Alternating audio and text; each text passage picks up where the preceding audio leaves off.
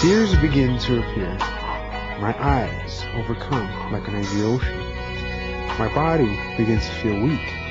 I feel empty inside. Camera at my side, I thought perhaps the world should learn from this experience. Daddy, daddy, you say. Hang on, my son. Daddy and mommy will bring you home soon. Maybe in another lifetime, in your dreams, you're gonna come along to my side and wave away on. My name is Angelo Pardo. Sailing through an ocean in my dreams.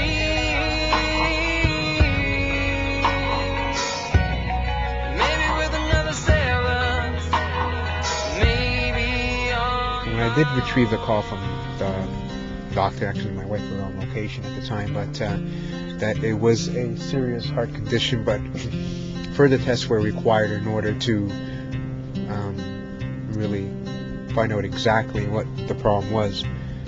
He checked him, he came back, and he says, well, it sounds like he has a murmur, so we have to get you to a specialist. So he called the specialist, managed to get an appointment same day, so we went over to see the specialist that same day. He also had indicated that I didn't know what a murmur was. He had described to me what a murmur in a general concept is. Basically, it's like a hole in the heart, he said.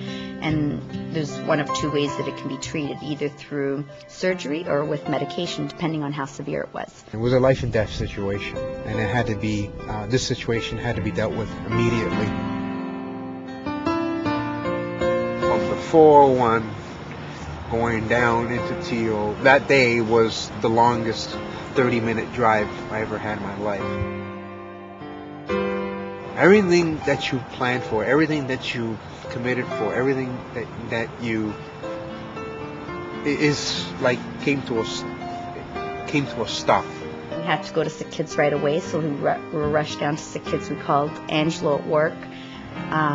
He had explained to Angelo over the phone the dramatic of Andrew's situation, how everything had to be done right away, and we had to make a decision. So there was 3 choices. Well, I wouldn't say 3, but they quoted them as 3, basically stating that we can either go the 3-step surgery route, which all had high risks attached to them, or we'd go on a heart transplant list, which is a slim to none chance that we would get a newborn heart, and that his body would be compatible, his blood would be compatible with it.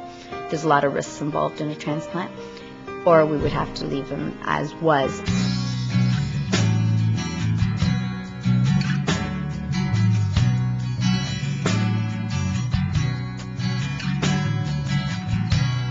I'll follow some until the race is happy. It's much important for everyone to know what goes on at Sick Kids Hospital and the remarkable process that is achieved in this hospital itself. From Dr. Rebecca to Dr.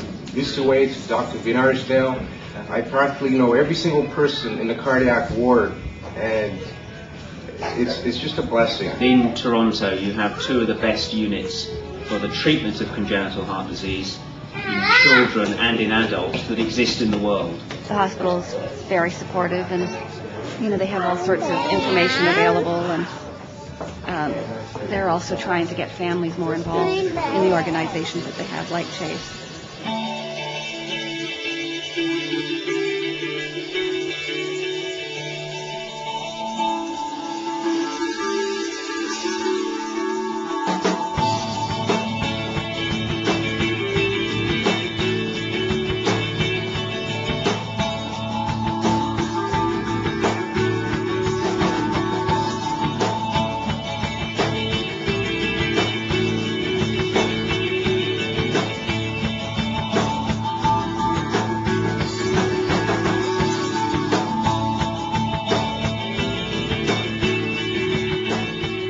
Hospital is the best in terms of healthcare for kids because they just know it all and they're there to support you in every way. They offered social services, they offered even different routes for financially if you needed to help you out, so they were constantly there. My name is Dr. Musewe. I'm a pediatric cardiologist. Andrew had a serious heart condition. Never understand why these things happen. You know, you do ask yourself, why me? It was obvious that there was something seriously wrong with his heart. It doesn't make any sense why children have to suffer. We had to send him right away to the hospital for sick children. We just know what life is bringing. You guys, life's short. He was taken to surgery, open heart surgery. And Andrew was going to be a cardiac child for the rest of his life. And in addition to examining him, I did what is called an echocardiogram.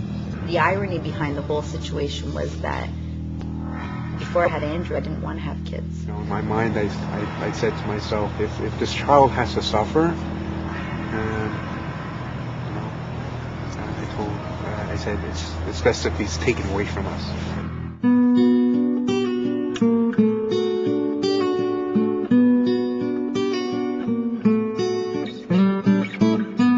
What went through my mind before Angel's surgery?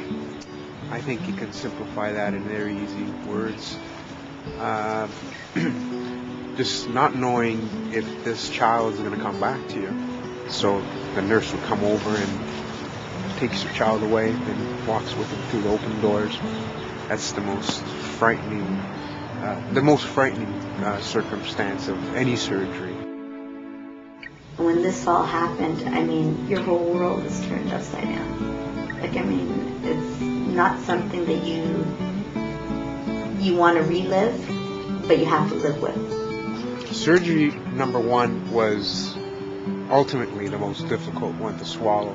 And you're sitting there seeing him go through, and in a way you almost want to say, well, you know, I'd rather it be me. I wouldn't want it to be him, you know, because he can't defend himself.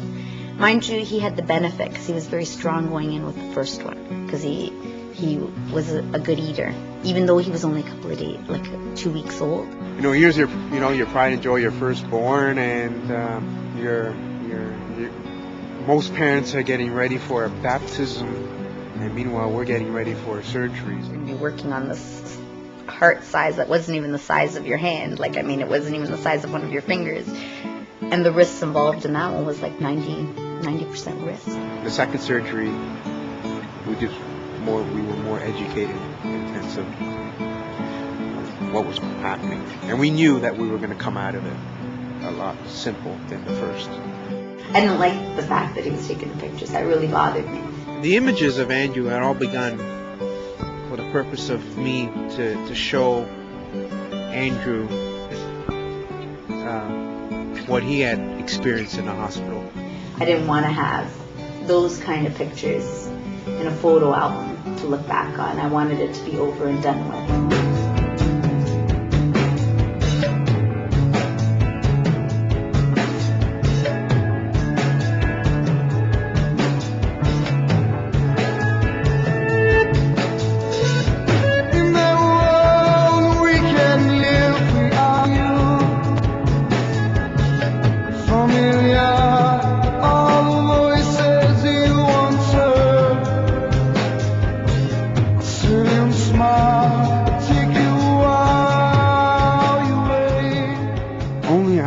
Before your surgery, we wish at least not to say goodbye.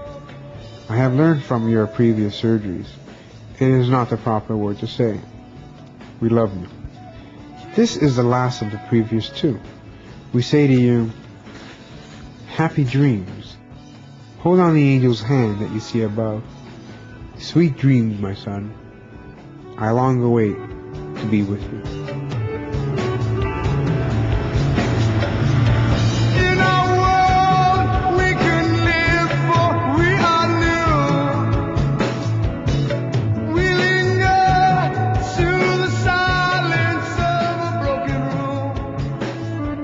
Prior to getting to the third operation, we knew that me and my wife, we knew that we asked Dr. Bernardsdale, and we asked him basically, we were comfortable because we knew this was going to be the third and final last surgery.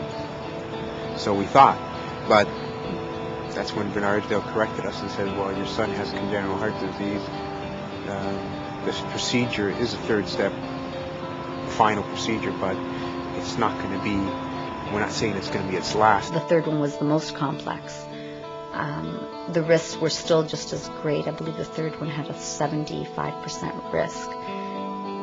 But I had hope because he's been through it. It's going through the same incision. It was hard in a different way because he was older, but I mean, we made it through.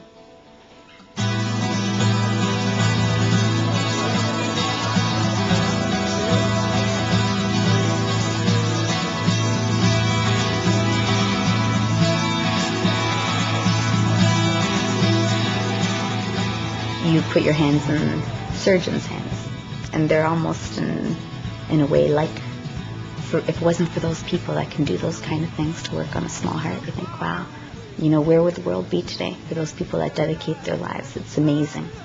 I think he's showing signs right now that he's a fighter.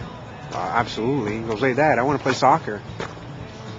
In the early stages, we thought of, you know, what can he do? What can this child do, right? Because we were told so many things that he couldn't do, like he can't run, he can't do. And meanwhile, everything is like totally opposite. He wants to be involved. He's a fighter.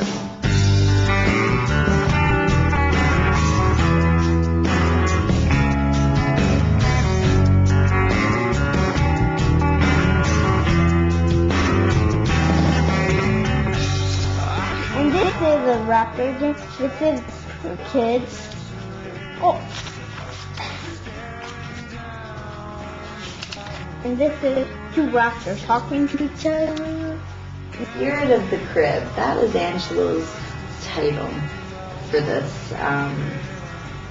He basically wanted to have everything documented of what we've been through, so maybe it would help other parents going through something similar. Maybe if it wasn't even to do with the heart or something different, but just to say it's not a bad thing to open up, because sometimes with the external support that you get, it's amazing how strong you can become and overcome certain hurdles in life. Works of photographer Angelo LP de Pardo show his son Andrew has had 3 open heart surgeries since he was born in 1995.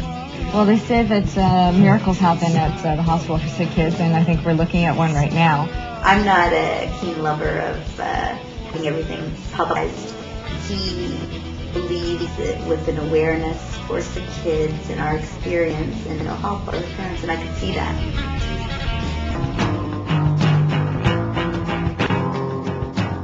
Spirit of the Crib is, from here, it's not about a casualty. It's about a success story. And Spirit of the Crib, I would say, would be more of an event that would be continuously promoting awareness for the fact that, as you can see behind me, it's something that many people would think of being a casualty can turn into something that would be very optimistic and positive.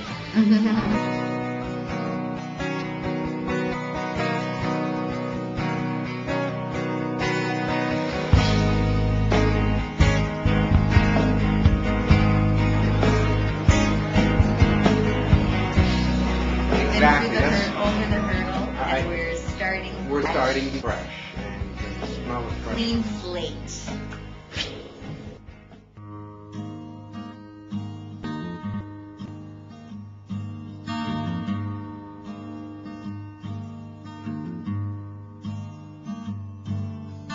Down out in the open, everything feels so obscene. Pain like it could open up the sky and fill with rain. And I feel too much. Am I a saint or a sinner? Can I figure it out when I got no one to blame? Sometimes I hide my face.